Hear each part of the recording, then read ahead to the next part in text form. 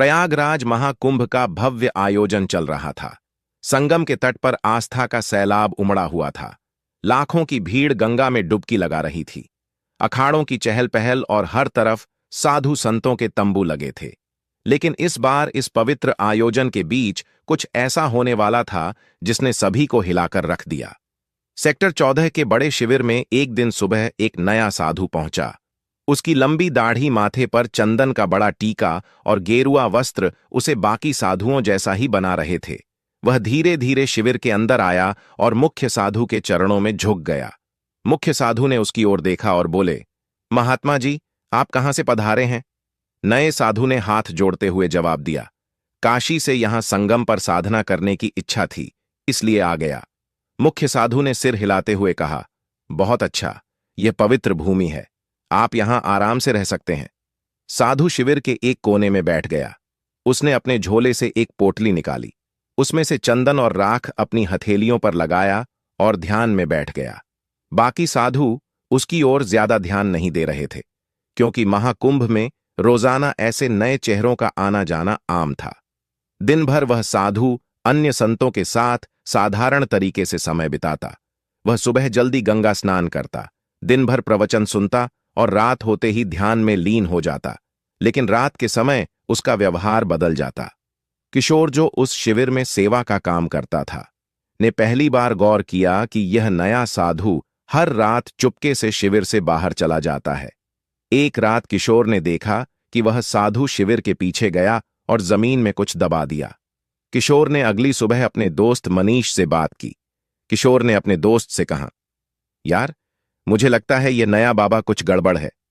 फिर मनीष ने कहा, क्यों, ऐसा क्या किया उन्होंने? किशोर ने बताया, कल रात मैंने देखा कि यह कुछ जमीन में दबा रहे थे।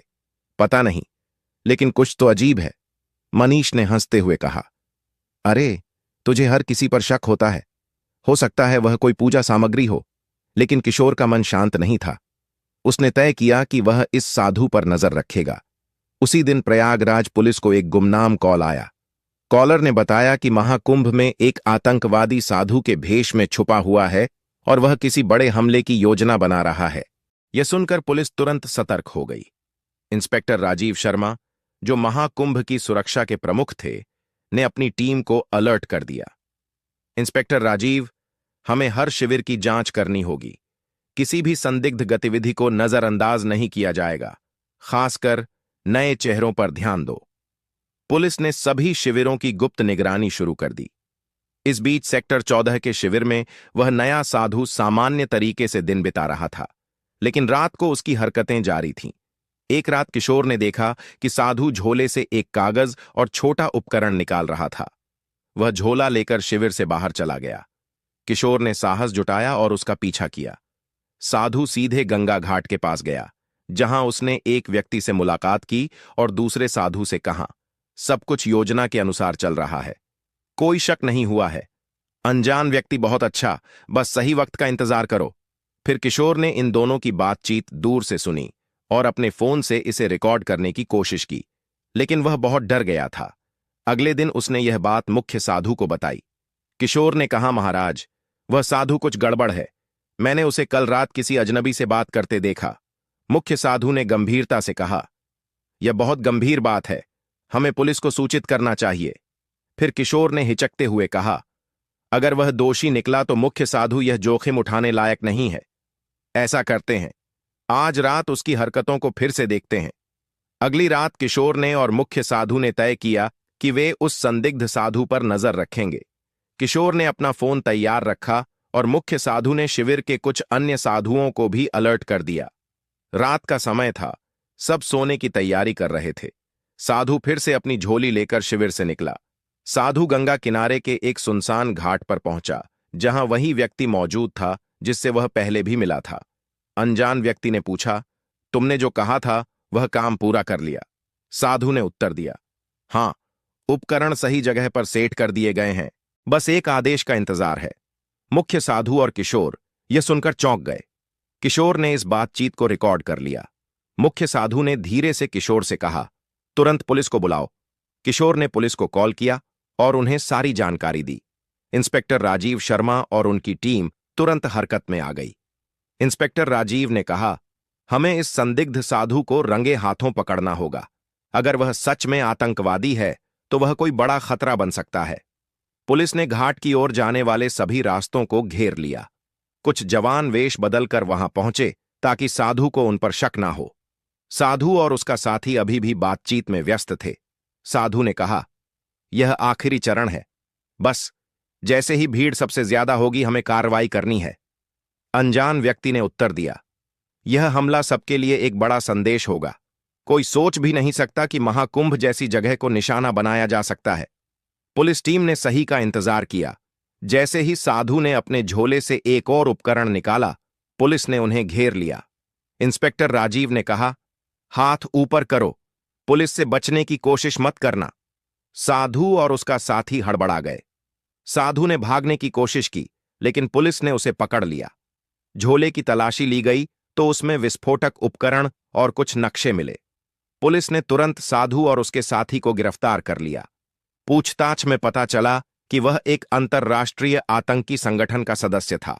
उसका असली नाम अयूब खान था और वह भारत में कई सालों से छुपकर रह रहा था। इंस्पेक्टर राजीव ने पूछा, तुम्हारा मकसद क्या था? महाकुंभ जैसे पवित्र आयोजन को क्यों निशाना बनाया? अयूब ने उत्तर दिया, भीड़ का डर सबसे बड़ा हथियार है। हमारा मकसद था यहां ऐसा हमला करना जो दुनिया को हिला दे, लेकिन तुमने हमारे प्लान को खत्म कर दिया। पुलिस को साधु के झोले और शिविर के आसपास लगाए गए उपकरणों से बड़े हमले की योजना के सबूत मिले। अगले दिन प्रयागराज पुलिस ने मीडिया को बताया कि महाकुंभ में एक बड़ा आतंकी हमला टल गया। इंस्पेक्टर राजीव ने कहा, हम किशोर और मुख्य साधु के शुक्रगुजार हैं, जिन्होंने सही समय पर जानकारी दी। यह सब उनकी सतर्क और साहस का नतीजा है। किशोर और मुख्य साधु को महाकुंभ आयोजन समिति ने सम्मानित किया। मुख्य साधु ने कहा, हमने तो बस अपनी जिम्मेदारी निभाई। महाकुंभ पवित्र आयोजन है, इसे कोई अपवित्र नहीं कर सकता। किशोर ने कहा, अगर मैंने उस साधु पर नजर न रखी होती तो शायद कुछ बड़ा हादसा हो जाता। इस घटना ने सभी को सतर्क कर दिया कि आस्था के ऐसे बड़े आयोजनों में सुरक्षा और जागरूकता कितनी महत्वपूर्ण है। इस घटना के बाद महाकुंभ के आयोजकों और सुरक्षा एजेंसियों ने सुरक्षा व्यवस्था को और मजबूत किया। सभी शिविरों में नियमित जांच और निगरानी बढ़ा दी गई ताकि भविष्य में ऐसी किसी भी घटना की पुनरावृत्ति न हो। श्रद्धालुओं को भी सतर्क रहने और किसी भी संदिग्ध गतिविधि की सूचना तुरंत पुलिस को देने की सलाह दी गई। महाकुंभ जैसे विशाल आयोजनों में सुरक्षा चुनौतियां हमेशा रहती हैं, लेकिन प्रशासन और जनता के सहयोग से इन चुनौतियों का सफलतापूर्वक सामना किया जा सकता है। इस घटना ने यह साबित कर दिया कि सतर्कता और सामूहिक प्रयासों से बड़े खतरे को टाला जा सकता है। प्रिय दर्शकों, यदि आपको हमारा कंटेंट पसंद आया है और आप ऐसी ही और कहानियां सुनना चाहते हैं तो कृपया हमारे चैनल कथा मंथन को सब्सक्राइब करें। आपके सब्सक्रिप्शन से हमें प्रेरणा मिलती है और हम आपके लिए और भी रोचक कहानियां ला सकते हैं। साथ ही नए वीडियो की सूचना पाने के लिए बेल आइकन दबाना न भूलें। धन्यवाद।